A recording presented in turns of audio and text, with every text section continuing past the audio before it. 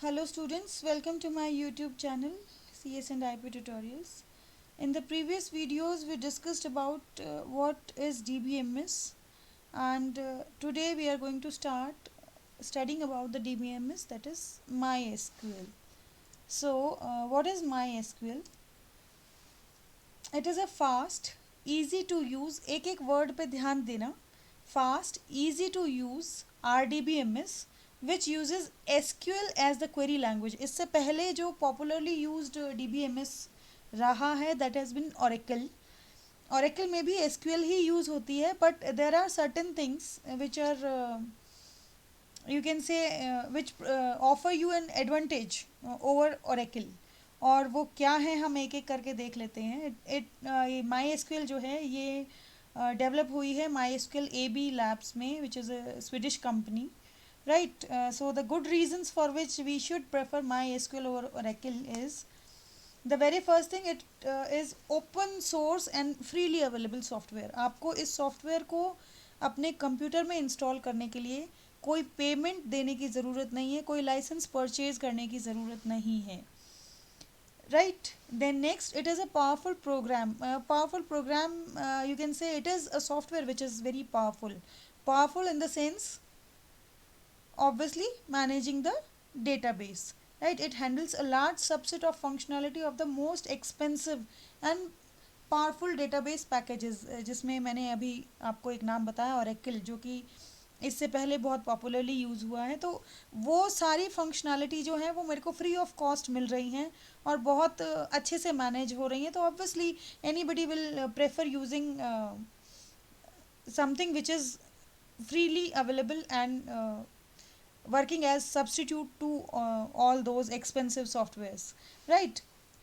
Then MySQL uses a standard form of the well known SQL data language, जो कि हमने Oracle में भी यूज़ की है. सो कोडिंग काफ़ी हद तक सिमिलर ही रहेगी. It is compatible with multiple platforms, सब में यूज़ हो जाती है. तो this is another advantage. And then MySQL works very quickly and works well even with large sets of databases. जो मेरे बहुत बड़ा, बहुत हाई स्केल का भी कोई डेटाबेस होगा तो उसको भी एक अच्छी एफिशिएंसी के साथ, at a good speed, MySQL can work on that database. MySQL supports this is just you can consider it as an example. MySQL supports large databases up to 50 million rows or more in a table. एक table में 50 million रोज, तो सोच लीजिए कि आपका database कितना बड़ा हो जाएगा. तो ये जो पॉइंट है ये ऊपर के सभी पॉइंट्स को एक तरीके से सपोर्ट कर रहा है कि माई एसक्यूएल इतने लार्ज स्केल के डेटाबेस को भी at a good speed and compatible with multiple languages, multiple platforms, and ये सारी features free of cost available हैं. तो obviously then anybody will prefer using such database, right? MySQL आपकी language नहीं है. MySQL is an RDBMS, and this RDBMS uses the SQL as query language. जो language है वो है SQL, and MySQL जो हम बोल देते हैं जनरली, या माई एसक्यूएल, ये आपका एक RDBMS है, right? And it is customizable open source software. अगर आपने टाइप्स ऑफ सॉफ्टवेयर में पढ़ा हो तो ओपन सोर्स लाइसेंस मीन्स कि आपको सोर्स कोड भी अवेलेबल होता है उस सॉफ्टवेयर का, and when the source code is available you can modify it, you can redistribute it.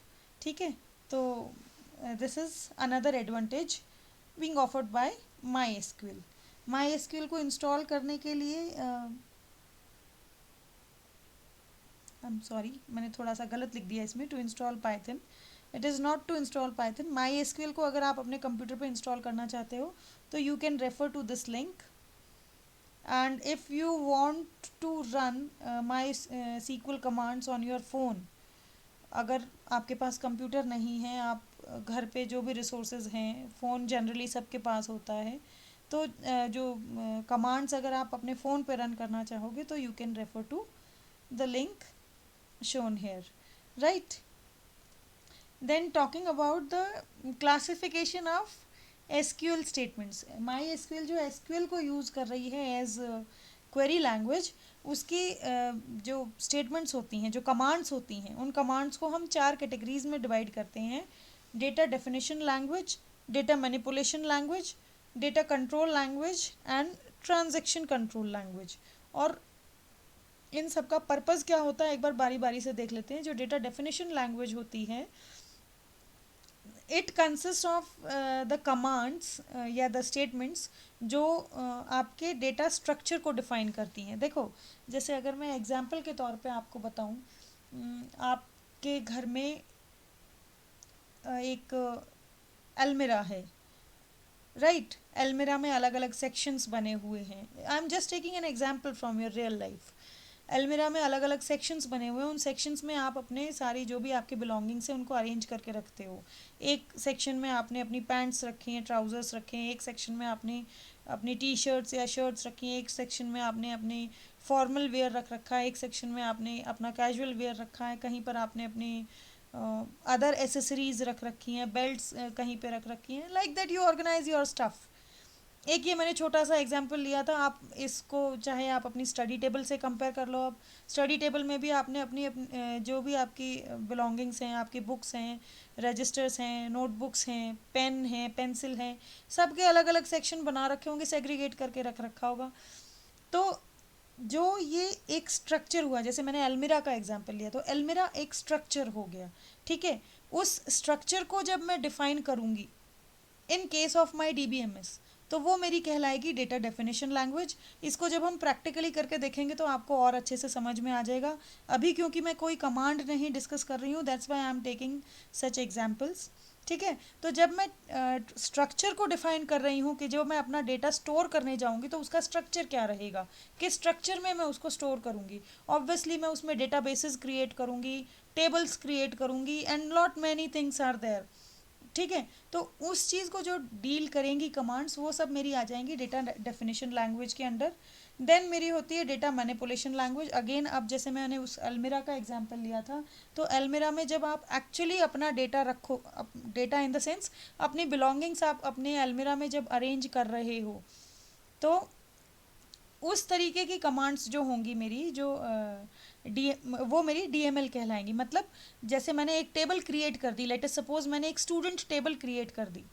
मैंने बता दिया कि एक मेरी स्टूडेंट टेबल है, टेबल का नाम है स्टूडेंट, ठीक है? उसमें मेरा एक फील्ड है रोल नंबर, एक फील्ड है नेम, एक फील्ड है क्लास, एक फील्ड है मार्क्स। तो ये तो हुआ स्ट्रक्चर क्रिएट करना। जब मैं स्ट्रक्चर क्रिएट करूँगी तो वो कमांड्स मेरी आ जाएंगी DDL कैटेगरी में। और जब मैं एक्चुअली उसके अंदर डेटा फीड करूँगी, जब मैं बताऊँगी कि ये रोल नंबर 1, क्लास 12th, इसका नाम है अनुज, इसके इतने मार्क्स हैं, एट्सेट्रा एट्सेट्रा, तो इस तरीके की जितनी भी मेरी कमांड्स होंगी जो उस स्ट्रक्चर के अंदर जो डेटा स्टोर्ड है उसको डील करेंगी, तो वो मेरी आ जाएंगी डेटा मैनिपुलेशन लैंग्वेज में, राइट? आई एम सॉरी, ये थोड़ा सा आगे हो गया। Then talking about your data control language, तो डेटा कंट्रोल लैंग्वेज जो होती है, it is to give permissions. देखो, मैं जब मेरा डेटा है किसी ऑर्गेनाइजेशन के लिए, मैं हर किसी को तो अपना डेटा ओपनली नहीं दिखाऊंगी ना। ऑब्वियसली मेरे को उस पर सिक्योरिटी भी चेक करनी है, अपनी डेटा की सिक्योरिटी भी चेक करनी है। कौन उस डेटा को एक्सेस कर रहा है, कौन उसको एडिट कर पा रहा है, कौन एडिट नहीं कर सकता, सिर्फ देख सकता है, या कौन ऐसा है जो देख भी नहीं सकता है। ये सारी चीज़ें मेरे को कंट्रोल करनी पड़ेंगी। तो उसमें ये ग्रांट और रिवोक मेरी कमांड्स आ जाती हैं, जिसमें हम एक्सेस राइट्स देते हैं अपने डेटा को, कि कौन उस डेटा को एक्सेस कर सकता है और किस हद तक एक्सेस कर सकता है, क्या सिर्फ देख सकता है या देखने के बाद एडिट भी कर सकता है, एट्सेट्रा एट्सेट्रा। तो उस टाइप की जो मेरी कमांड्स हैं वो आ जाती हैं मेरी डेटा कंट्रोल लैंग्वेज में। And then the last category is transaction control language. Transaction क्या होता है पहले ये समझो। कई बार मेरी कोई एक टास्क जो होती है वो सिंगल कमांड से कंप्लीट नहीं होती है। तो लेट अस सपोज कि एक स्टूडेंट का TC हुआ एक स्कूल से और वो दूसरे स्कूल में जाके एडमिशन ले रहा है। अगर मैं KV की ही बात लूँ तो लेट अस सपोज कि KV गोलदम से एक बच्चा ट्रांसफ़र सर्टिफिकेट लेके, TC लेके, और केंद्रीय विद्यालय देहरादून में कहीं पे जाके एडमिशन लेना चाह रहा है। तो उसने यहाँ से TC अप्लाई किया, 1 स्टेप। देन उसको टीसी इशू हो गया और उस टीसी को वेबसाइट पे अपडेट कर दिया गया। देन वो दूसरे स्कूल में उसने जाके एडमिशन का फॉर्म भरा, फिर उसकी टीसी को वेरीफाई किया गया और फिर उसका एडमिशन हुआ। तो ये एक सीक्वेंस ऑफ स्टेप्स हो गई। ये सारे के सारे स्टेप्स जब सक्सेसफुली एग्जीक्यूट हो जाएंगे तो वो मेरी टास्क है कंप्लीट हो जाएगी। तो इस तरीके की जितनी भी टास्क होती हैं जो एक सीक्वेंस ऑफ मल्टीपल स्टेप से कंप्लीट होती है उसको हम बोलते हैं ट्रांजैक्शन। और उस ट्रांजैक्शन को कंट्रोल करने के लिए, उसके एग्जीक्यूशन को लुक आफ्टर करने के लिए जो भी कमांड्स मैं यूज़ करूँगी they will come under the category TCL या transaction control language. I hope आपको ये चारों कैटेगरीज समझ में आ गई होंगी। DDL DML तो बहुत आसान था समझना, DCL भी इजी है, TCL जब हम यूज़ करेंगे तब शायद आप ज़्यादा अच्छे से समझ पाओगे। And still if some confusion is there regarding to these 4 categories तो घबराना मत, जब हम प्रैक्टिकली कमांड्स करेंगे